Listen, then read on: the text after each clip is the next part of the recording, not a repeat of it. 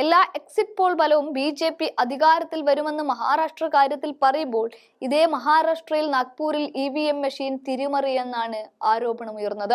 വെറുതെ ഒരു ആരോപണം ഉന്നയിക്കുന്നതിനപ്പുറത്ത് തെരഞ്ഞെടുപ്പ് ഉദ്യോഗസ്ഥർ മെഷീൻ കൊണ്ടുപോകുന്ന വാഹനം കയ്യോടെ പൊക്കുകയാണ് കോൺഗ്രസ്. ഹരിയാനയിൽ എല്ലാ വിജയ സാധ്യതയും ഉണ്ടായിട്ടും എക്സിറ്റ് പോൾ അടക്കം കോൺഗ്രസിന് അനുകൂലമായിരുന്നിട്ടും അപ്രതീക്ഷിത തിരിച്ചടിയാണ് കോൺഗ്രസ് അവിടെ നേരിട്ടത്. അതിനു പിന്നാലെ തെരഞ്ഞെടുപ്പ് കമ്മീഷനെതിരെ കോൺഗ്രസ് തിരിഞ്ഞെങ്കിലും കമ്മീഷൻ കൈമലർത്തുന്ന കാഴ്ചയാണ് പിന്നീട് കണ്ടത്. അതുകൊണ്ട് തന്നെ ഇത്തവണ മഹാരാഷ്ട്ര തെരഞ്ഞെടുപ്പിലേക്ക് നീങ്ങിയപ്പോൾ കോൺഗ്രസ് കരുതി ഇരിക്കുകയായിരുന്നു.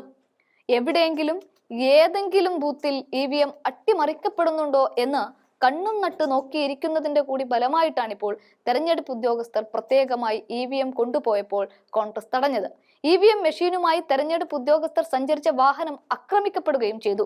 ഹൈജാക്ക് ചെയ്യാനുള്ള ശ്രമം ആരോപിച്ച് കോൺഗ്രസ് പ്രവർത്തകർ വാഹനം തടയുകയായിരുന്നു. തുടർന്ന് വലിയ സംഘർഷമുണ്ടായി. തുടർന്ന് പോലീസ് എത്തി ഉദ്യോഗസ്ഥരെയും മെഷീനും സ്റ്റേഷനിലേക്ക് മാറ്റി.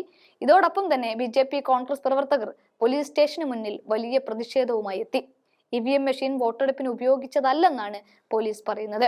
EVM തകരാറിലായാൽ പകരം ഉപയോഗിക്കാനായി സൂക്ഷിച്ചു വച്ചതാണെന്ന് വിശദീകരണമുണ്ട്. വോട്ടെടുപ്പിൽ EVM മെഷീൻ ഉപയോഗിച്ചിട്ടില്ലെന്നും പോലീസ് വിശദീകരിച്ചു. എന്തായാലും EVM ഹൈജാക്ക് ചെയ്ത് കടത്തുന്ന ഉദ്യോഗസ്ഥർ സഞ്ചരിച്ച വാഹനം ആക്രമിക്കപ്പെട്ടിട്ടുണ്ട്. ചില്ലുകളെല്ലാം എറിഞ്ഞുടക്കുകയും ചെയ്തു. അതിനുശേഷമാണ് കോൺഗ്രസ് അടക്കം കാവൽ EVMന് നിൽക്കേണ്ടി വന്നത്. അതുമാത്രവുമല്ല, മഹാരാഷ്ട്ര തെരഞ്ഞെടുപ്പിന് മണിക്കൂറുകൾ മാത്രം ബാക്കി നിൽക്കെയാണ് കണക്കിൽപ്പെടാത്ത പണവുമായി BJP ദേശീയ ജനറൽ സെക്രട്ടറി വിനോദ് താവ്ഡെ പിടിയിലാകുന്നത്.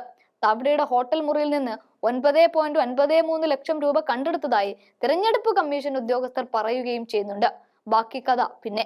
മുംബൈ വിരാറിലെ ഒരു ഹോട്ടലിൽ ബഹുജൻ വികാസ് അഗാഡി പ്രവർത്തകരായിരുന്നു താവ്ഡെയെ പിടികൂടിയത്. വോട്ടർമാർക്കിടയിൽ വിതരണം ചെയ്യാൻ എത്തിച്ച പണം ആണെന്നാണ് ഇവരുടെ ആരോപണം. പണം കൈമാറാനുള്ള ആളുകളുടെ പേരും വിവരങ്ങളും താവ്ഡെയിൽ നിന്ന് കണ്ടെത്തി എന്നും ബഹുജൻ വികാസ് അഘാഡി പ്രവർത്തകർ പറയുന്നുണ്ട്.